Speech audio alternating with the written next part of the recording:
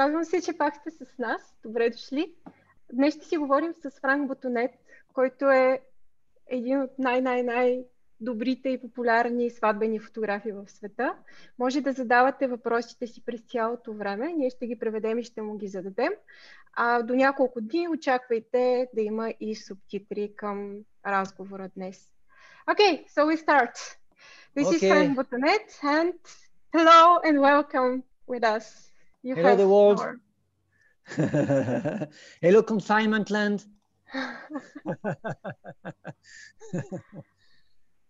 Could you first tell us where you're joining from and what are you doing now in these days?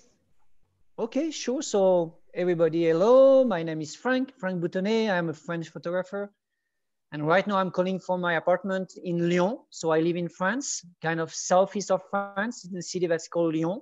So here I am in my apartment. I've been here for 3 weeks now. I haven't moved that much because I'm like half of the population on the planet. I am confined in my apartment, and I strictly respect the confinement, the lockdown. So I don't go out, even if I love to do sports. Usually I really strictly stay home because I think it's super important to give the example. So I've been out only 3 times just to get my daughter 2 times and to do the groceries. This is it. But I'm okay. My spirit is really, really good because I take advantage of this time to do even more sports inside, you know, running and doing biking and kind of any kind of sports, running in my stairs, seven floors. And I am also reading a lot. I'm calling my friends. I'm doing some interviews like this, some lives on Instagram. Obviously, I'm also sharing a lot of time with my partner, Rocio Vega. She's also a photographer, an amazing photographer, but she lives in Spain. We don't live together. So it's a long distance relationship. So we also keep talking many times a day. So all these things. And when I have my daughter, because I'm separated, divorced, so I have my daughter every other week. So when I have my daughter, the program is also important because I need to teach her homeschool. So between the sports, between the daughter, between the friends, between reading and between taking care of the house and all these things, finally the days are super busy and not so different from what I usually live as an independent photographer, as a freelance. You know, I think this is maybe a good thing for us, is that we're kind of used to have this kind of confinement. Actually, I am used to it. I'm kind of a wolf, you know. At the same time, I'm a really sociable person. I love people. I love to meet people, and I love to go to conferences, to go out, and all these things. But on the other hand, I also love to have my time for me. So it doesn't change that much, actually. And also the idea that we don't know exactly what's going on in the next few weeks and the next few months, even in the next few years, because the situation is so unique in history. We have no idea how it's going to change our economic paradigm. You know, it's a big question. But as freelancers, I've been a freelancer for 20 years now, and I'm used to deal with uncertainty. I'm used to deal with what's next, you know. So this is it. And so as I told you, I am a photographer. I've been a photographer for 20 years. So now mainly I'm a wedding photographer. I'm also a teacher. I'm a keynote speaker. But I'm also a documentary photographer. And maybe today I would love to share with you some thoughts about it in this time of confinement, and to maybe share with you some of my what I did in the past, what I'm still doing like this regarding personal projects. And this is it, you know, super quick. I told you I'm really super talkative, so I will try to keep it to the point. So I keep moving on. Yeah? Yes, go on. Okay, yeah. Okay. So yes, so since the beginning of the confinement, you know, I follow a lot of people and friends on Instagram and Facebook who are photojournalists. So they have the press card. So I don't know in your country, but here in France, with the press card, you can go out in the street and shoot because you are professional and you have priority to cover what's happening. You know, it's an event like any other event.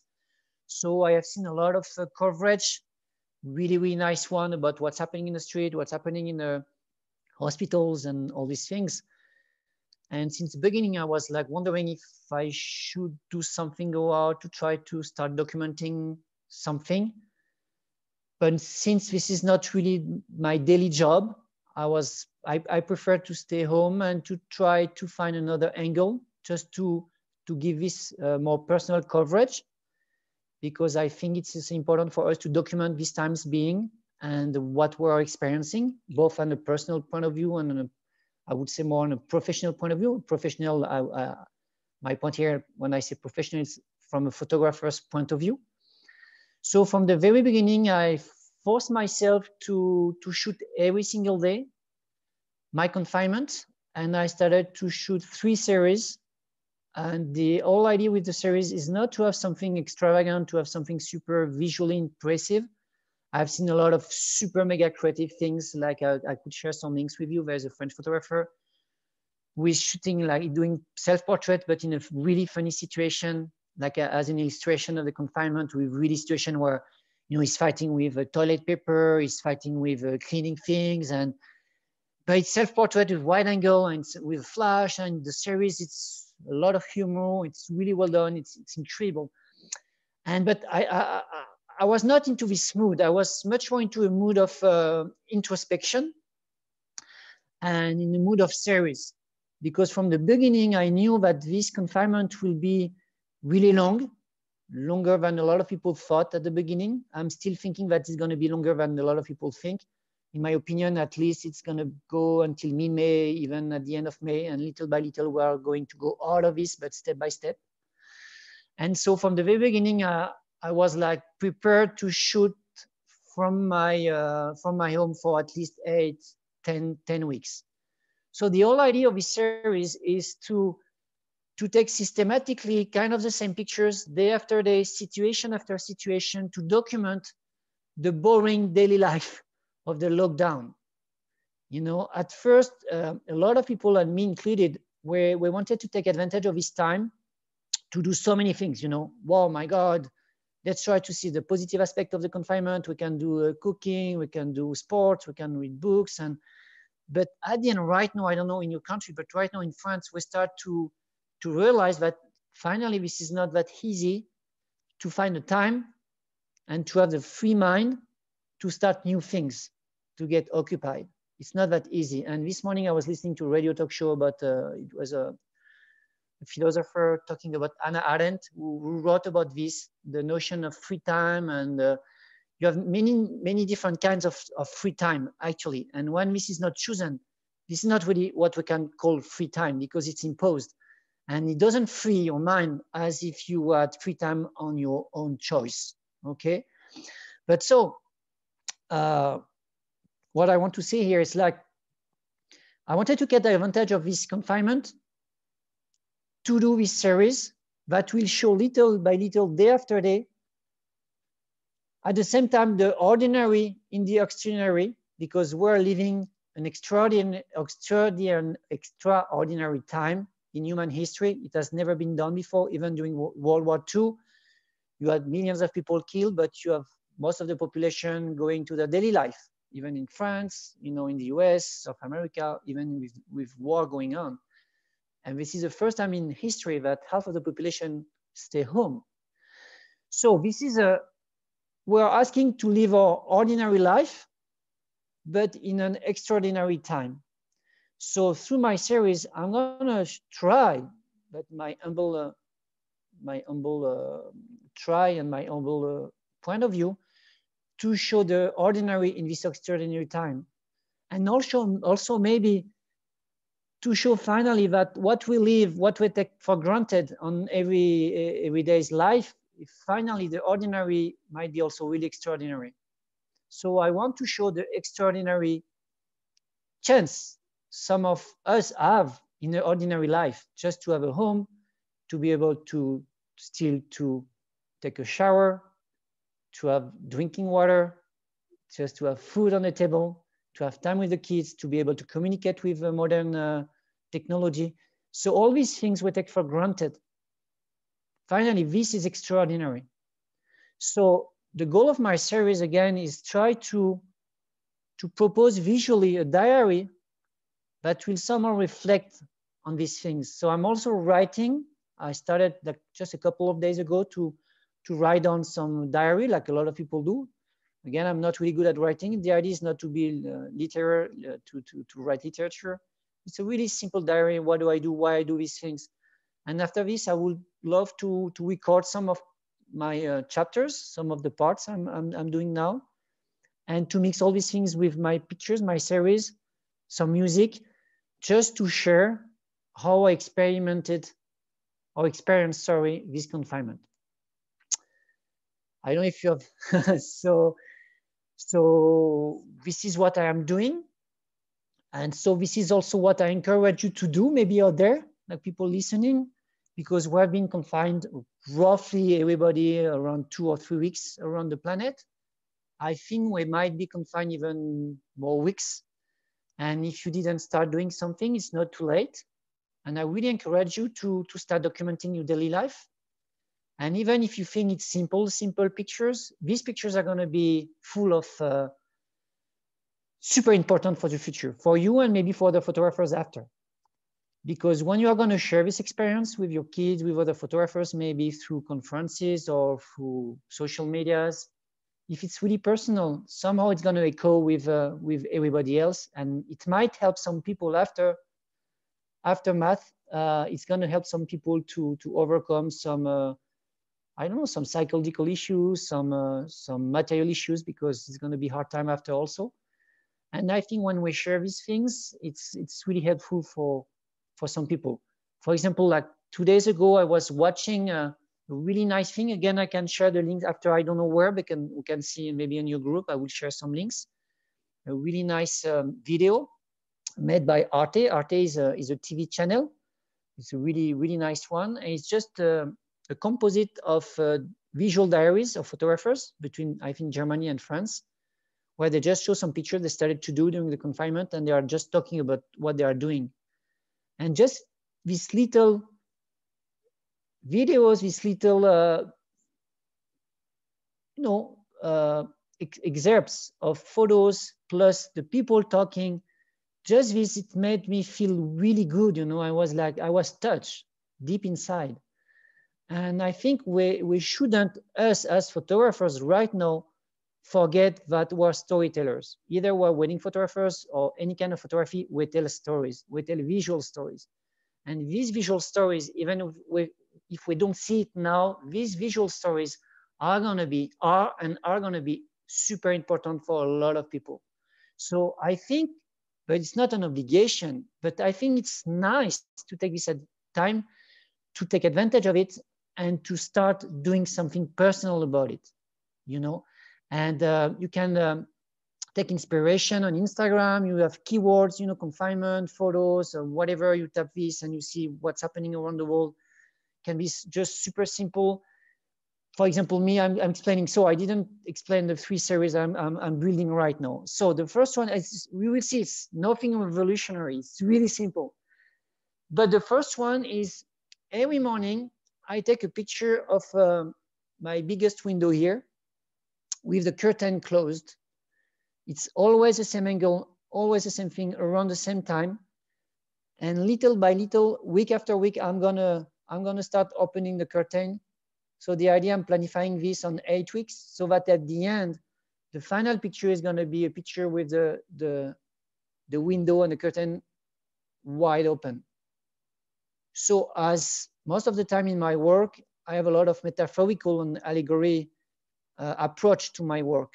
It goes, I try to visually going beyond what I'm proposing visually, so that I am opening the imagination of people to have more self-reflection. So this is my first series. So it's really simple. At the end, I think the presentation is going to be either a montage, a video, or maybe a mosaic if it's an exhibition. The second series, it's a series, same thing from my window, but the other side of my apartment, from the kitchen. And every single day, I take a picture of outside, not from inside, but from outside. It's the same landscape where absolutely nothing is happening. You have always the same cars parked. You have sometimes just somebody running or walking or whatever, but basically nothing is happening. So it's boring. But again, the idea is over time, it's to show through the accumulation of the pictures, try to materialize the time passing by. Okay, so this is my second series. And my third series that I think I enjoy the most doing, it's more about documentary.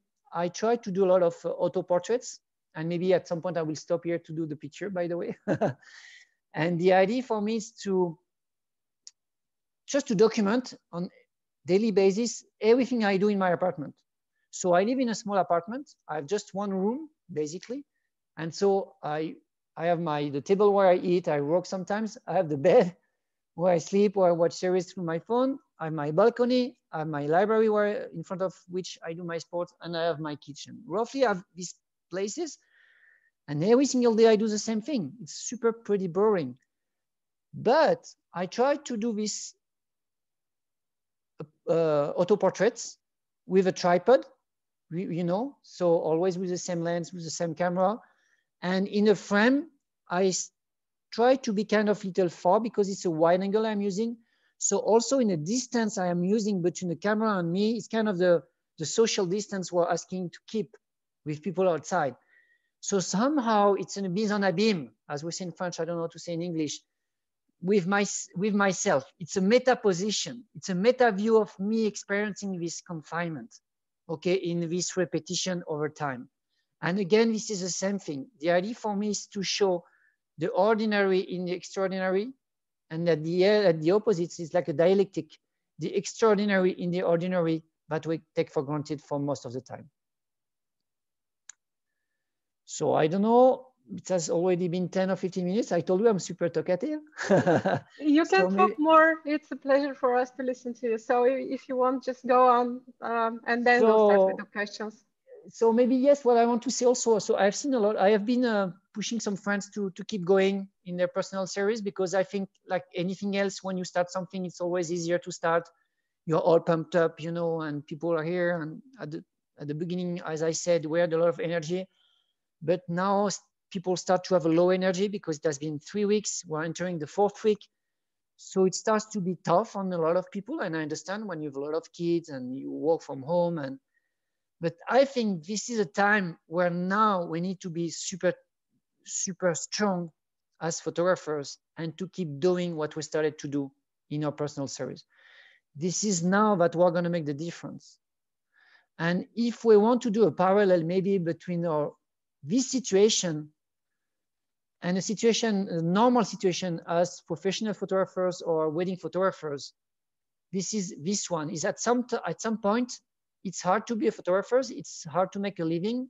And at some points we bump into doubts, self-doubting about what we do, why we keep doing it. And we run out of creativity, of ideas, and it's really hard.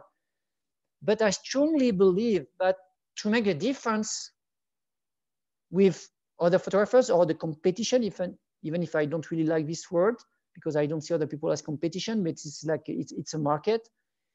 It's when you start to keep pushing when other people start to think of dropping. And I think this confinement, it's a perfect moment to try to test this mindset of positiveness, of being strong in a moment where you feel that it's not the moment you feel you can be strong. So I don't know, everyone has his own reasons to feel strong and its own motivation. So whatever it is, you know, for your kids, for your parents, you lost, for whatever events you have to take on life, or whatever the reasons, try to go deep, deep, deep inside to find this energy that is going to give you this extra mile energy to keep pushing. And believe me, once we're going to go out of this thing, this pretty fucked situation, because we are going out of this, even if we don't see it now. This is why I choose this picture for announcing this live. We see this is a tunnel. This is a picture I took 2 years ago, and I think this is, again, visually, it's a really good metaphor. Right now, we're in this fucking tunnel. For sure, there's a light, but we don't know what's after the light. We don't know when exactly, but for sure, what's for sure, it's we're going in this direction, okay? And believe me, once we're going to get out of the tunnel and we're going to see the light again, if you kept pushing and you kept doing your series, even if you don't know exactly why you do it, and if you don't see the interest of doing it, believe me, you're going to be happy to have done it. And it's going to be something you can back up your motivation to keep it a push and to give a new start. And because we're going to need this this energy to start not all over again, but to, you know, to give the kick to start again, and maybe in a really high speed, because it's gonna be really really crazy the second half of the year. So this is what I wanted to share, you know, personal things.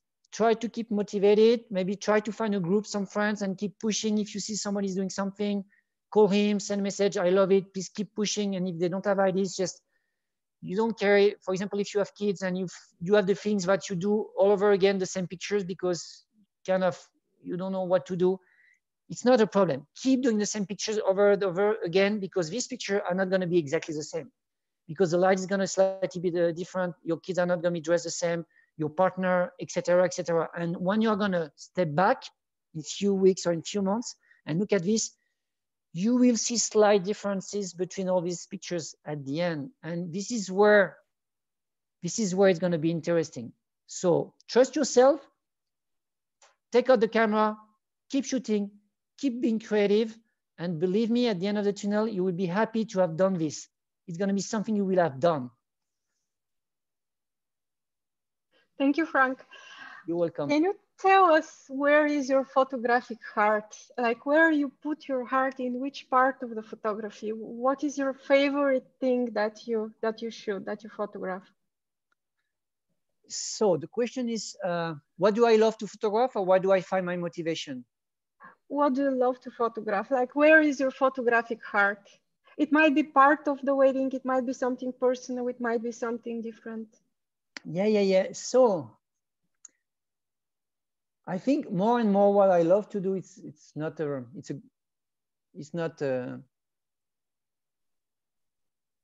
for nothing that I am a wedding photographer.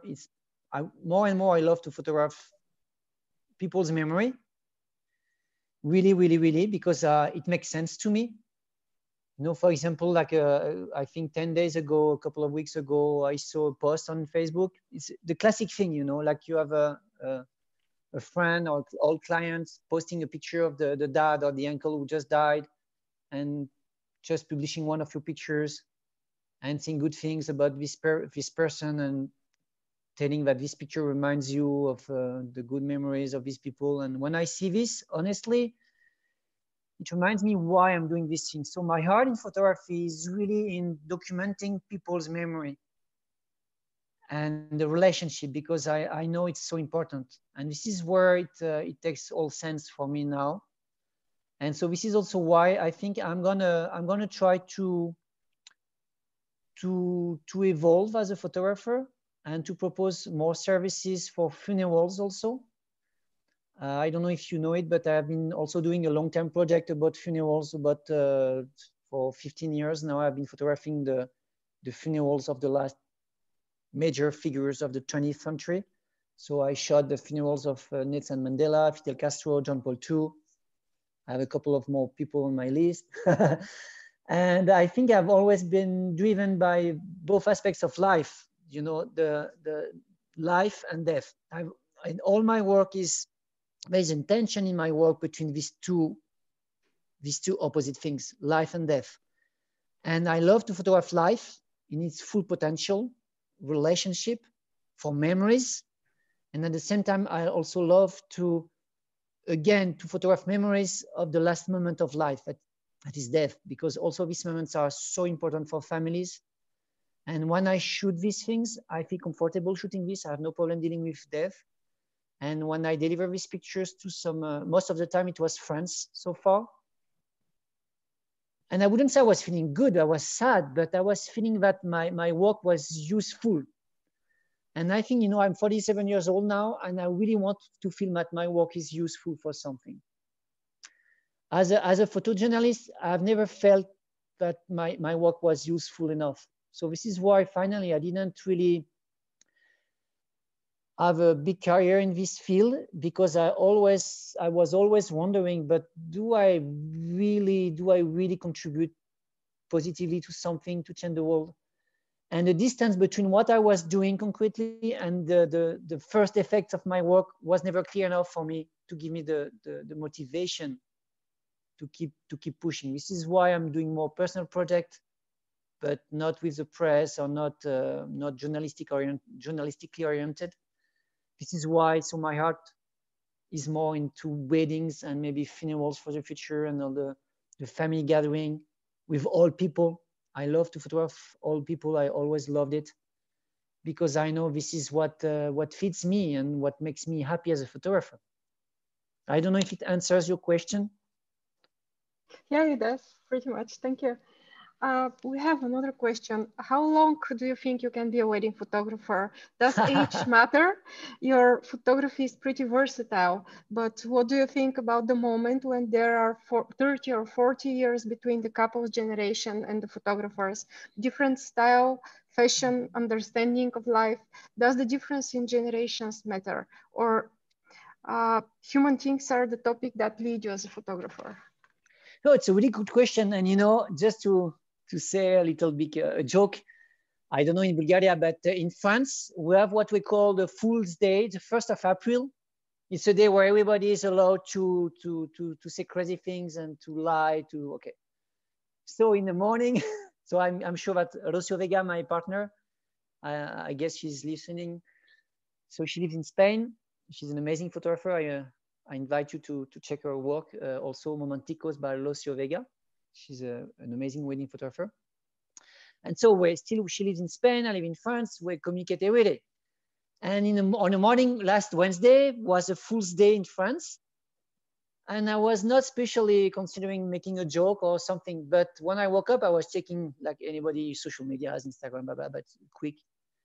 And I saw something on Instagram about a guy whose name is Kilian Jornet. You know, I am a runner. I love to do running, trail running, ultra marathon. So I train for this. So this is a passion I have. So I'm following a bunch of really good guys and girls on Instagram who are really good. And one of these guys, his name is Kilian Jornet. He's a living legend. He's amazing. He's from the Salomon team. He's just one of the best runners ever in the world in history. And he posted a story that was amazing. He was like saying, okay, I've been a runner for 15 years. I think now it's time to move on and to do something else. And I'm going to start fishing. So there's this picture where he's like he goes and he starts fishing and saying, you know, Salomon has been following me with all his technology, with carbon for all my equipment. And now they can use it for my new passion. So now it's like, stop. It's the time to stop running and to start fishing. And with interviews of Salomon team's tech, and it was super well done. And I knew it was a joke because it was obvious that this guy cannot be other thing but a runner, a mountainer. It's impossible. But so I sent this to Rocio early in the morning, but you know, it's really hard for her to wake up and she didn't react. She was like, oh my God, really? So I was like, boom, oh, it gave me an idea. I said, oh, I'm going to do the joke. I know it's a bad joke because she took it badly. Only guys laugh about it, but I was like really serious. I said, but by the way, it's a good time to tell you that I'm going to drop photography. You know, I've been doing this for 20 years. I'm 47. This confinement allowed me to think a lot. I'm fed up with this, so much competition. I don't know. And I've been teaching to my daughter for the last 2 weeks and I love it. And I think I want to become a teacher. And I was like, so, and she was, no, you cannot be serious. You always say that you're going to be here in 20 years. No. Honestly, yeah, I've been thinking a lot. And after a while, I was like this, and I was laughing. And she said, oh, you're pulling my leg. I said, yes. And she was starting crying. I was, oh, I'm sorry. I was just, you know, making a joke. And so it's just a little detour to answer your question. I think I'm going to be a photographer as long as I breathe, because I don't know what to do else. I love photography. Photography is not a job for me. It's a lifestyle. It's a mindset for everything in my life, personal and professional. So I'm not saying I'm going to be a wedding photographer all my life, but for sure, at least for the next 10, 15 years, I'm going to be a photographer, a wedding photographer. For sure, I'm going to be a photographer for the rest of my life. As long as I can hold a camera, I do something. Doesn't mean that I'm photographing every day. I'm not the kind of guy like taking pictures absolutely every day. But being a photographer is not only this. Being a photographer is, for me, it's the way you see the world, the way you create, the way you want to communicate and you share your experiences, your feelings, your emotions, your memories. And for this, I'm gonna be a photographer all my life. As for the wedding photographer, I don't see it as a problem to have a big difference of age between a couple and me. I don't see it as a problem. I see it starts to be a problem if you see yourself as an old person and if you see yourself that there is a difference of age. Honestly, as far as you feel super good with yourself, you feel young, you feel full of energy and positive and full of project. I don't see that I'm talking with people who are 20, 25, 30, 35, 40 years old. I don't see this. I'm just seeing that I'm talking to human beings. And I don't care.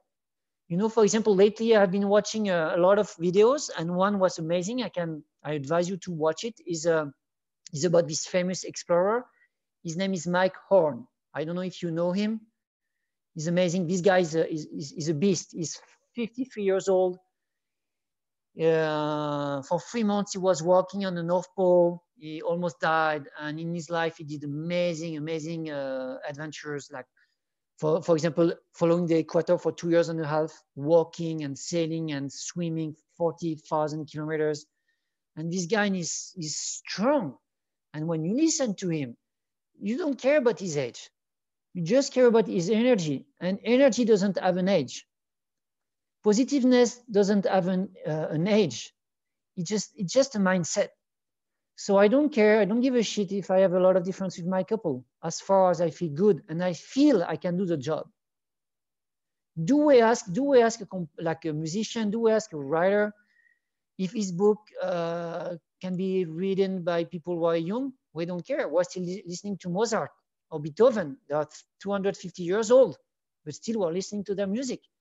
We're reading literature of people who died 10, 50, 200 years ago. And the kids are reading these books, and the old people are reading these books. Is there a question of age or culture or things? I don't think so. Because our tool is photography. Again, our tool is storytelling. It's a visual one. It's a universal one. So it's not a question for me. And it might be a question for couples when you start to have this question for yourself.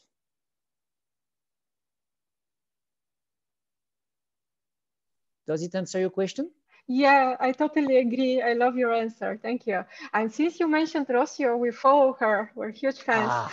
Do you use flashes on weddings? So yes, so the flashes. Yesterday she gave an amazing talk in Spanish, and she also gave it in English a couple of weeks ago. And you can all find this on her Patreon. If you go on Patreon, you know this application? Yeah, I'll post the link. Yes, later please. And on the group, she's just starting a Patreon account. It's really nice, and she's going to share a lot of things. So to answer your question, yes, I'm using flashes more and more. And also thanks to this collaboration with Rocio. So to be clear, Rocio has a business in Spain, I have my business in France, but more and more we try to shoot together on weddings. We try to give conferences. We try to organize workshops also together, but we still have independent businesses. So, but when we work together, we've been working together almost 4 years now, from time to time, from some weddings, big weddings. And for sure, we're shooting more and more and more with flashes. And like I would say, like 5 years ago, I was just using the classic flash, top of camera, you know, mainly for the dance floor. But now I'm using 2, 3, 4 flashes. Sometimes we're using 5, 6 flashes together. Sometimes, yes, we're using more and more flashes. The whole idea behind this is like to be consistent. Because with my clients, my goal is to tell a story. Okay? But it's not only the story of the day. My goal is to say it and to write the story with the most powerful and graphic pictures as possible. When I say graphic, it's not in a negative sense. It's in the sense of beautiful pictures, in my sense, okay, in my opinion, in my taste. And the thing is, when everything is easy, it's easy to be a photographer. As Nguyen from Fearless says, you know, the difference between an amateur photographer and a professional photographer is like an amateur photographer takes good pictures when everything is going good, well, but the professional photographers makes good pictures when everything is going wrong. This is a thing.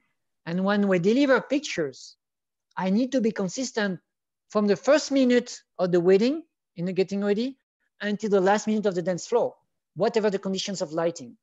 So by bringing in flash techniques in our photography, in my photography, it allowed me and allows me now to upgrade my game and to be more consistent in the delivery of the storytelling.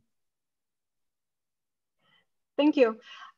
When you're shooting, when you're photographing, how do you prioritize different things? Like which comes first, light, composition, emotion? Which is the first priority, the top priority for you? So, super good question. It depends on the moment. When it's about to take the couple pictures, I would say first it will be the light. The light is going to drive me first. It's a couple moments.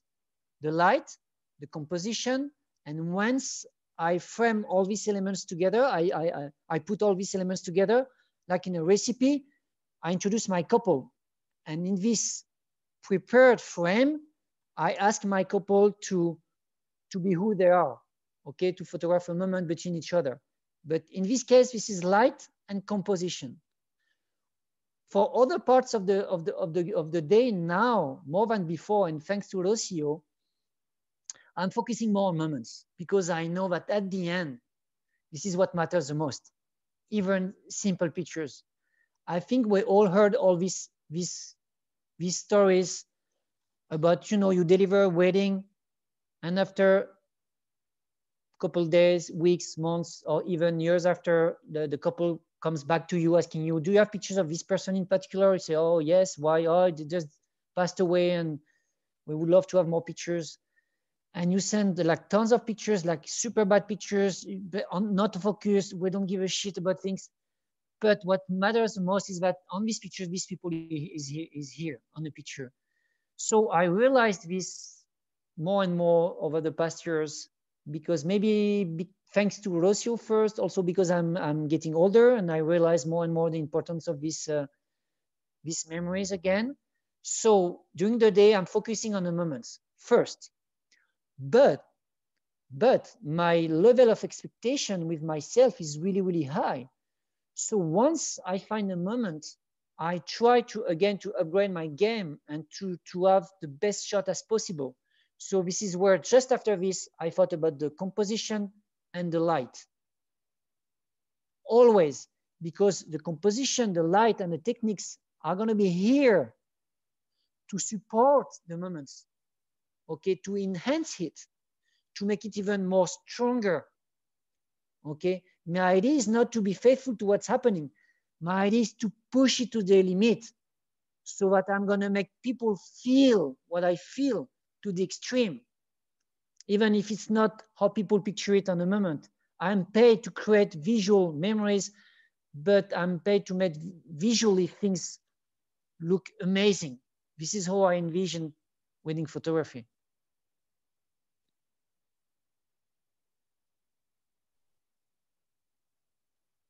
Which is your favorite part of the wedding? Like the preparation, the ceremony, or it's the speeches. The speeches? Okay, so I would say, like, okay, favorite part on a personal point of view. I'm not talking especially about a photographer's point of view, but on a personal point of view, my favorite part is the speeches. It sounds a little bit naive and, you know, cheesy, you know, like, hey, my little girl, you're here today. I didn't see you growing up, and now you're a young, beautiful woman, super, blah, blah, blah. You know, I have a daughter, she's 10, and I know one day maybe, I don't know, I'm going to be in this situation when I look like, you know, the old guy, like cheesy, okay.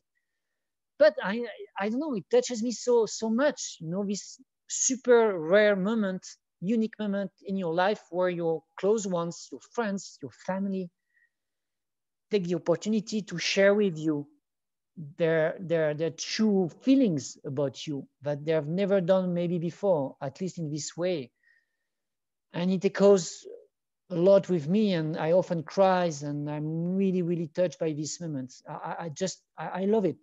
I'm like I'm the little kid again, you know, we all have kids inside alive who we were as a kid, you know, the one who are maybe missing love, missing hugs, missing recognition, whatever. But it's here somehow deep inside, and I let it go out in this moment. I want, because it touches me a lot. So on a personal point of view, this is my favorite moment. And on a more photographic point of view, my favorite moment is the one where I'm going to get a good shot. So I have no idea when it is going to be. Because you don't know. You don't know. It's always what I'm saying, you know, you never know when the good shot is going to be. This is why you need to be prepared. You never know. It can appear like the first minute you start to shot. It can appear the last minute of the dance floor. You have no idea when it's going to be.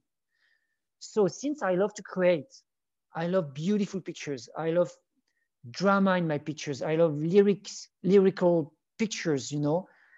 I have no idea when it's going to come. No idea. So my mindset to be able to get this picture, that is going to be amazing for me. But since I don't know when it's going to be, my mindset is to be ready at any moment of the day. Any moment I need to be ready. And can you recall the hardest wedding that you have ever shot? Like when you felt, yeah, the hardest one. Okay. I would say I'm going to take the opposite of your question. If you ask me what is the perfect wedding you have never shot, I think the perfect wedding doesn't exist, as the worst wedding doesn't exist. It's only parts of the weddings that can be really difficult or really amazing. I have never ever experienced in 20 years the perfect wedding where from scratch to the end, everything is perfect. The moments, the light, no issues, nothing, everything is perfect. I've never experienced this. I've experienced strong moments, you know, where everything you feel is good, but you have always issues you need to solve, technical or whatever. So it's really hard to answer this question, but yes, maybe. So one bad moment. It was so just last year, I would say it was a really nice wedding. It was a small wedding. Not really easy for me because there were just not a lot of people. They were getting ready in one place, and after they had a ceremony in another one, and they have a cocktail in another place, and finally still another place for the reception. So it was really hard to have a lot of time in these different places to take pictures. And the last one in the venue was in a castle, but was really small inside. The venue was really humble, really simple, not a lot of decoration. The light was not really good. And I didn't have an assistant this time, and I usually have an assistant. So I was kind of, okay, I'm going to do my best with what is available.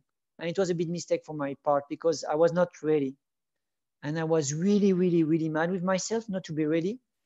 But I needed to take these pictures because there were some talks, you know, people talking and all these things, but it was really difficult. And I was struggling with my off flash, with the monopod, and trying to do my best. Like the best just to have a picture. I'm not even saying a good picture. Everything was not really good, but I was like doing my best at least to have something simple on focus with light and people talking. I was feeling like really an amateur photographer. But it's also because I was not prepared. So I took the blame, you know, on me. I didn't blame the place or the thing. It was me because I was not prepared enough. But it was really hard. I was struggling with myself. And while I was doing the pictures, I knew I had to do these pictures because these pictures were moments for the couple. I knew it. So I knew they didn't give a shit if it was good or not. I knew they just wanted this picture because it was a dad talking, the uncle talking, the mom talking. So I needed at least a picture. But while I was doing this picture, I knew it was really shitty pictures. I knew it. And it was hurting me in my chest. When I see and I know I do some shitty things, it hurts me a lot. So it was a really bad experience. And the time was feeling really long. But I was not blaming the moment or the place. I was blaming myself not to be ready for this moment. Do you sometimes get tired on a wedding, and what makes you tired? No, I'm never tired on a wedding. And that's true. That's true. Because again, like Rocio says, it's my girlfriend. Like she says, I'm a machine. I don't know if it's good or not, but I program myself on a wedding day. I program myself. I know usually I sell my services by hour. So I know if it's going to be a 10-hour wedding, 12-hour wedding, or 14 hours wedding. I know it in advance. And I set up myself, I program myself to last this time, this length of time. So I never get tired. But also, as I told you, I do a lot of sports. And I train for trail runnings and ultra marathons. So I'm used to run in mountains for hours and hours and hours. So I know how to hold the pain. I know how to feed myself. I know how to hydrate myself. So when I go on a wedding, I set up myself and my psychology to this as if I was running. So it means that I'm as fit from the beginning. It can be 5 in the morning until 1 in the morning. I don't allow myself to be hungry, to be thirsty, or to be tired. It's not an option for me. It's going to be after, because I program myself. I visualize myself in this. Thank you. And I'm sure many people would like to know, what equipment do you use? What camera, lens? Yeah, so far I have been using a Canon. I was a Canon user until last year, but now I'm going to totally switch to Fuji. So I have been using Fuji for almost 8 years now for personal projects. So when I do street photography, personal photography, I've always been using Fuji. But for my assignments as a professional photographer, I was using Canon. But I dropped Canon now this year, and for the best, because even if I was using Canon, I never really liked the Canon thing. I don't like the colors of Canon. The focus was really hard, everything I was struggling. But as usually, when you get used to something, it's really hard to change your habits. So it took me a while to change my habits. But since Rocio has been using Fuji, and I saw her walking when we worked together again, and where she was able to get pictures I couldn't get, because thanks to, for example, the moving screen, the flexible screen. So from a really low angle, you can go get something from really high angle. And it was impossible for me to get these same shots. And I was like, oh my God, I'm missing things. I'm missing good angles and good compositions because of my equipment. And so I decided to drop Canon and to totally switch to this. And the lightness of the equipment, the flexibility of the equipment, the silence of the equipment makes it more easier for me, I think, to take even better pictures. And which is the lens that you use the most? So for the weddings, it's going to be maybe weird to hear this, but it's a 70-200 millimeter zoom. So I'm using from 14 millimeters to 200 millimeters. Okay, I have a lot of different lenses, and I use a lot of different lenses. I don't have, like, let's say 135 and 50 all the time. No, I need all my equipment. If there is one moment in a small room where I need a super wide angle, I need to have the right lens at this moment, because this is what I need at this moment. So I'm not, I don't have ideology about this. I'm not ideologue about you have to use this. No, you have to use the right tool for the right moment. But I love the 70-200 millimeters for the wedding days, because even if I'm not shy person, I'm social. I love to be super close, and I don't have any problem to get close to people. But at the same time, with the 200, it allows me to step back, to be more discreet, to have more control on my frames and my composition. I'm so picky with my composition that this is a lens that allows me both to be close, because when you are like 1.40 meters at the meters from your subject with a 200, you can have amazing details of lips, of hands, of tears. So you can be super close. And at the same time, when you go super far away, you can have the wider view. You can also get close from people, but from wide, from more away, so for farther. So I love this one. But on a more personal project, my favorite lens now is a 21 millimeters, the super wide angle. I love it because you can be super close. You can put a lot of information into your frames. And I love these complex compositions. I love this complex imagery where many, many things is happening, super storytelling with layering. I love this.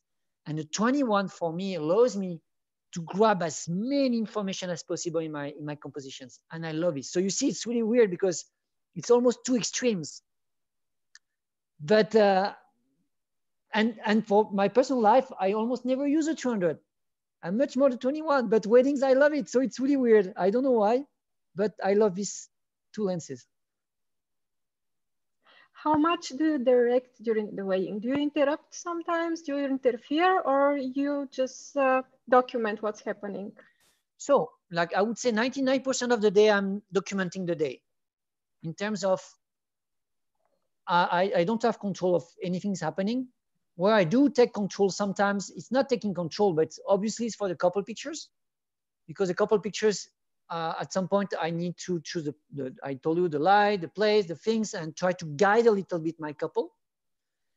Also for the getting ready, if I need to move things, to get rid of things, to clean a room, I don't have any problems doing this.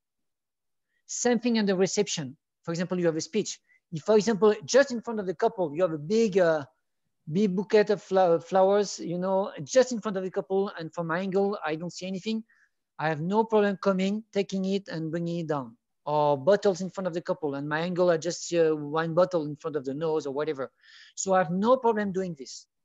Okay, I am not making the moment. I'm just cleaning my scene, my stage, so that the moments is even better enhanced through my composition. So it's it's a documentary philosophy, but it's not pure photojournalism. We're not photojournalists. We can apply photojournalistic and documentary techniques, but we're not photojournalists. Okay, we're not covering news for newspapers and for history. No, we're making pictures. We're creating pictures. We're documenting moments. So it's a big difference for me. How long is the average wedding that you shoot usually, and how many photographs do you make during the wedding? So I would say the average wedding for me would be between 12 to 14 hours. And I shoot between, could be 8 to 10, 11, 12,000 pictures for one wedding.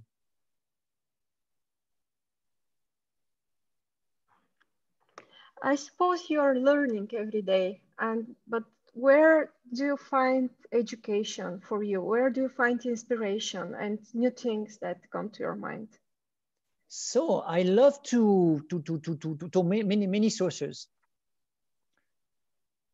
The first one is like anybody else on social medias, Instagram. So I'm the kind of person that I don't get bored of, okay, it's not totally true lately, but I love to look at other people's work through Instagram and mainly Instagram now today.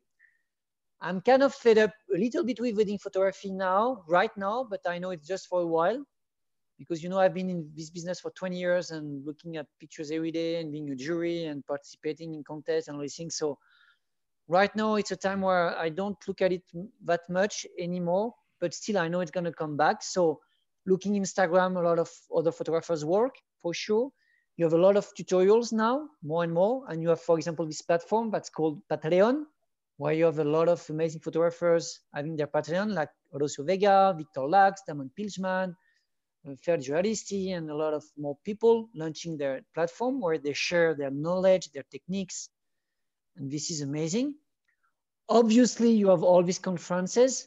You know, I've been a keynote speaker for more than 10 years now, and I've traveled all over the world to be myself a speaker.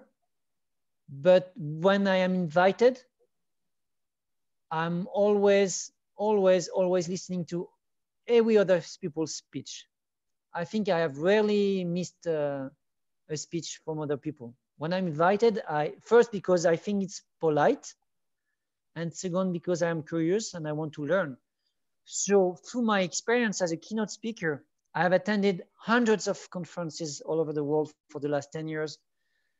And for sure, I've learned a lot. I've learned a lot, you know, it's where I think you learn the most, because it's different from just watching a video, just looking at somebody on stage when you're physically close and listening. And after talking to this person, maybe asking questions, it's a different way of learning, and it goes deeper. And you remember better these moments because they are also experiences. It's not really an experience to just grab your dinner and watching a video or YouTube, even like now with live, it's nice, but when you're all together in a room and you share an experience for a few days through a conference or an event, a convention, it's an experience, and your memories are better remembered through experiences than just through watching and listening to something. And so this is for photography. Obviously, I love to watch series and movies.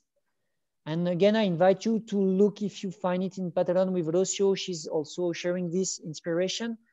Now, when I watch series, for example, I'm always trying to have the photographer's point of view.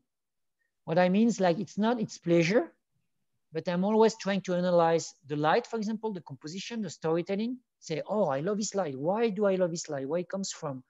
Where the color temperature? What does it tell about the storytelling? Why the colors change right now? Why they're wearing these colors? Like, we have to realize that all what's happening in the movies and in the series, the people thought about it in all the details, what people are wearing, the colors inside, the colors outside, everything has a purpose for the storytelling. And so if you switch your attention to these details while watching a series, for example, it's a way to passively learn about photography and light and moments and storytelling also. So like anybody else, I'm watching a lot of series every day. So I'm also learning about this. Also, I love to read. I love to read about arts, but not only about philosophy, about whatever. And actually everything that feeds my curiosity, somehow it's gonna be mixed up inside of me, and somehow it's gonna be something that I'm gonna put inside my photography. I'm gonna put it back inside my photography. So I would say, to summarize it, that inspiration can come from any parts of human experience, even the smallest, more tiny and humble ones. And actually, if you do it consciously, this is where you can use it in your photography for me. Can you share some of your favorite movies, TV series, or books? Oh, yes. So lately, I love the Peaky Blinders on Netflix. Peaky Blinders, it's just amazing. It's just, I would love to be the photographer on the set. You know, it's just amazing. Obviously, Game of Thrones, when they're inside the castles, you have this strong lateral light, dramatic light, like reminds me of the classic painters, you know, the Renaissance, like Caravaggio, and the side light, super strong, and the tones, warm tones. It's just amazing. Right now, the series, you had also, let me think, there's so many things lately. I've been watching science fiction movies also. So for example, the one Altered Carbon, I don't know if you have seen it also in Netflix, Altered Carbon. It's in the future and crazy colors also. I loved all the superheroes also. Usually it's happening at night with a lot of greeny yellowishy ambiances. I love these things. Lately, I've been watching a lot of black and white things also. It's more about, so it's super classic, but it's more about a surrealistic point of view. I love surrealistic art, where you wonder what's happening, you wonder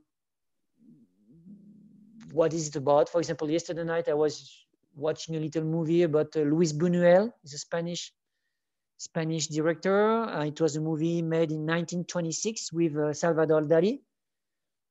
Totally crazy. You don't understand what's happening, but you have a lot of mise en abîme. You have a lot of things, and This is more for my visual and graphic, I would say library, graphic knowledge. Like I'm accumulating a lot of motifs and patterns in my head that somewhere I know I'm going to use, you know.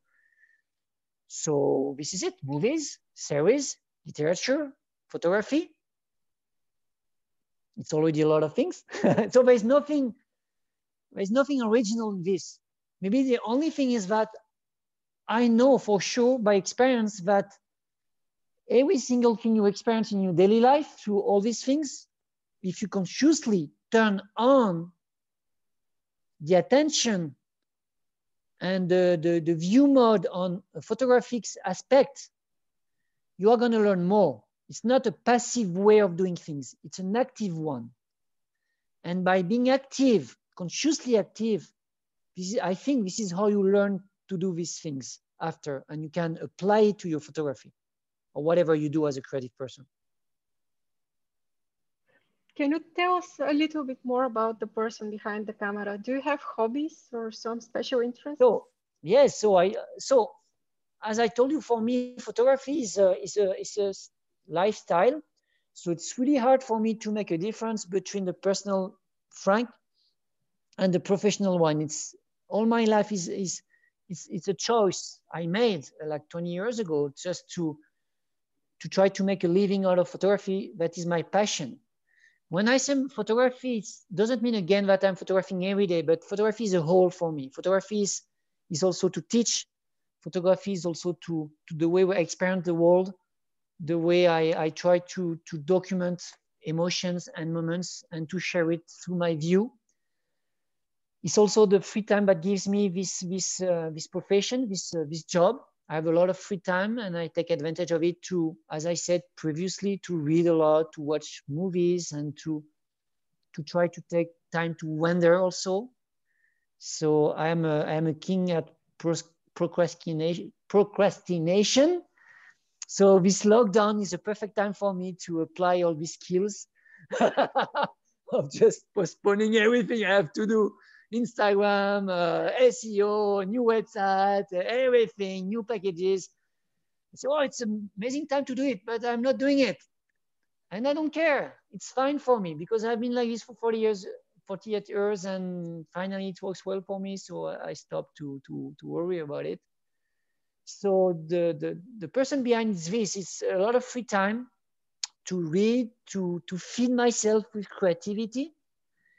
Also, as I told you, I do a lot of running, and I think for the last 3-4 years, it has been a big passion, and that is going up a lot now. So I'm training a lot, a few hours per day. And like 1 month ago, we started a project with Rocio. We decided to do what we call the St. James Way. I don't know if you know it. It's in Spain, the city of Saint-Jacques de Compostela. It's a really famous Christian place, and you have people from all over Europe going and walking or whatever, and go to this place. And so it took us 7 days to do 220 kilometers. She was biking, I was running. So it was both a personal project and a sports one. So lately, the sports aspect has been a lot in my life. And it's really interesting for me also because from this practice, I learned a lot of lessons that I can apply in my photography about long-term view, endurance, regularity, all these things. You can take so much out of it to apply it in your business, either photography business or whatever business it is. But you can learn a lot of this on a philosophical point of view and practical point of view. And so this is it. And my daughter, I'm a dad, and I try to do my best. And so it's also a passion for me to try to do my best as a dad for my daughter. And this is it. I have a really simple life. Honestly, it's not complicated. I'm a simple person, simple life. And but the thing is, I try to do the best in each compartment. When I try to do something, I try to do it good, as best as I can. And this is what drives me. I don't know if it answers your question. Yeah, it does. Thank you. How do you imagine the future of photography as a business? How it will evolve? What do you think about the social media and the video? Are you interested in those new ways of telling stories? So I'm going to start by the end with the video. I'm pretty sure that the video is also the mix of video and photos. It's already here, and more it's going to be important for us to provide our clients with these services, because more and more clients, I don't know you, but I know in France lately they have done how you say this a poll, or they ask questions to clients, and 40% of clients want both video and photo. So you have more and more people teaming up to propose both video and photographic services. So far, I haven't done it, but I'm thinking about doing it. And with Rocio, we do more and more little videos. She's doing it actually. So she's not a videographer.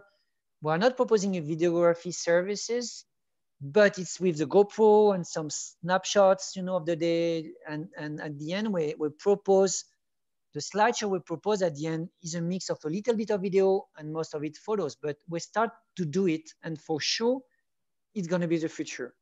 So first answer for your question. And after the future, honestly, I don't know. I cannot read in a crystal ball.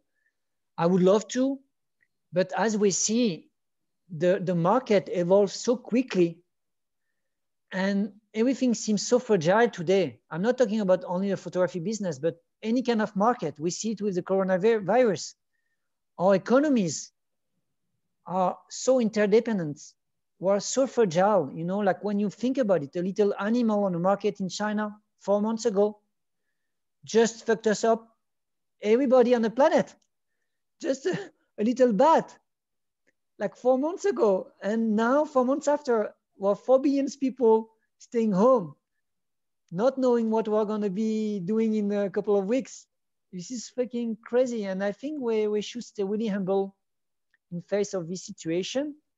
And so I don't know what the future is going to be. I have no idea.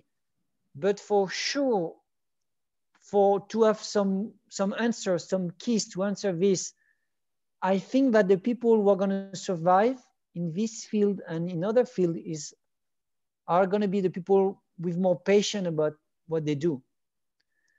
And if the passion of what you do is at the heart of what you do, even if you don't make as good living as you used to do, since this is your passion that brings you a lot of things in your life besides just providing you with food and money to pay the rents and the taxes and all these things, if it's not only the only thing that drives you, I think these people are going to make it more easily than the people who are just running a normal business.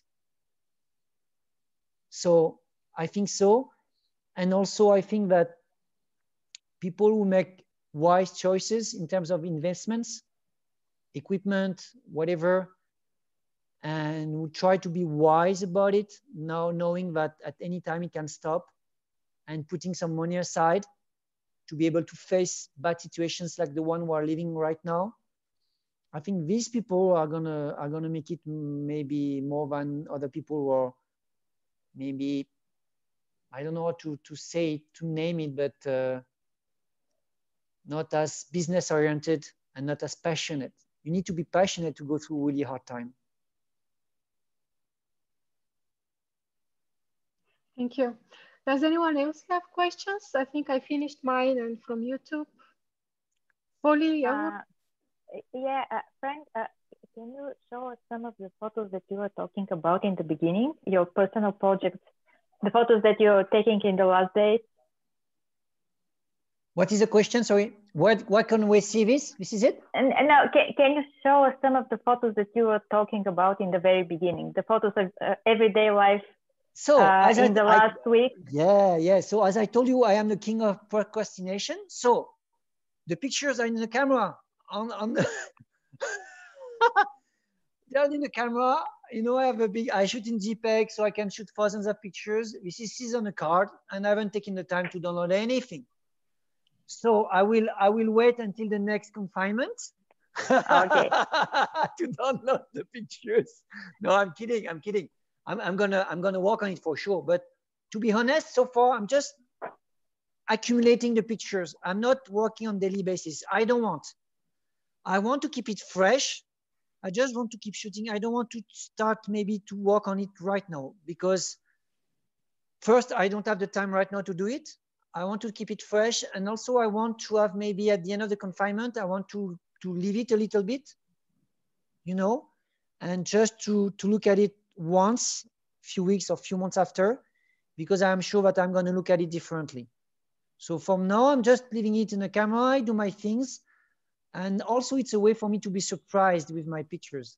I noticed that I've been doing this for some other projects and I love it because I'm like, wow, I forgot I took this picture. So I have really a big pleasure discovering what I've been doing for weeks and sometimes for months.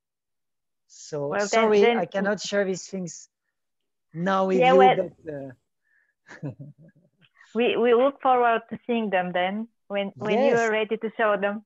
Thank you. Yes, and hopefully, I hope if you still organize a convention in Bulgaria, hopefully I will for sure I will change my presentation I was supposed to do, and I will show this series for sure if we happen to have the chance to meet in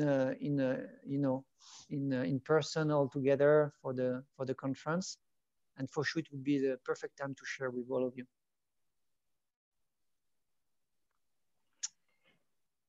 Maybe some it will happen.